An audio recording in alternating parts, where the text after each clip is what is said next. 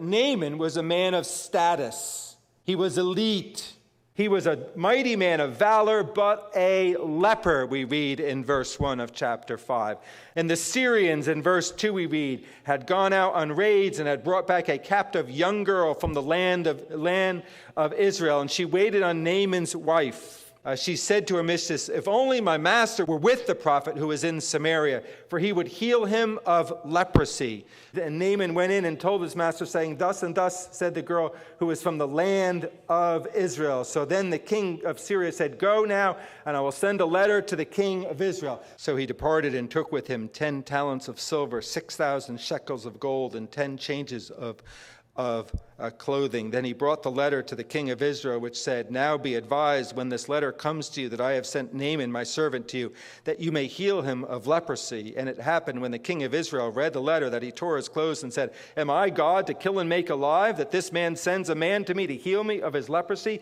Therefore, please consider and how he seeks a quarrel with me." So it was when Elisha, the man of God, heard that the king of Israel had torn his clothes, that he sent to the king, saying, "Why have you torn your clothes? Please let him come to me, and he shall know that there is a prophet in Israel." And Elisha, in verse 10, sent a messenger to him, saying, "Go and wash in the Jordan 7 times, and your flesh shall be restored to you, and you shall be clean."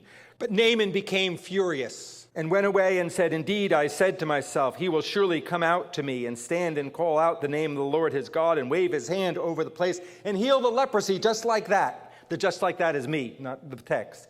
Are not the Abana and the Pharpar, the rivers of Damascus, better than all the waters of Israel? Could I not wash them in them and be clean? So he turned and went away in a rage. His servant came near and spoke to him and said, "My father, if the prophet had told you to do something great, would you not have done it?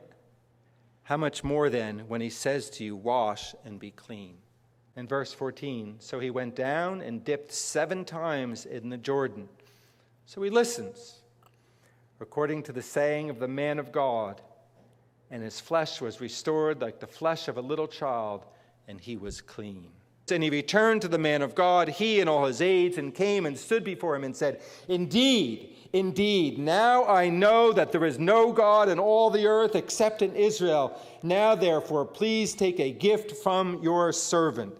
Then the fire of the Lord fell and consumed the burnt sacrifice and the wood and the stones and the dust, and it licked up the water that was in the trench. Now when all the people saw it, they fell on their knees and they said, "The Lord, he is God. The Lord, he is God. The Lord, he is God." So it's one of the greatest Gentile conversions in the Old Testament, if not the greatest and the richest. The story of Naaman's conversion is one of the most detailed and one of the most sociologically and psychologically rich conversion stories in the Bible. Almost for the first time, the Bible depicts the change of mind and heart, as well as the change of status that occurs when a sinner turns to the God of Israel. Naaman's conversion involves a change of status that makes him acceptable before God.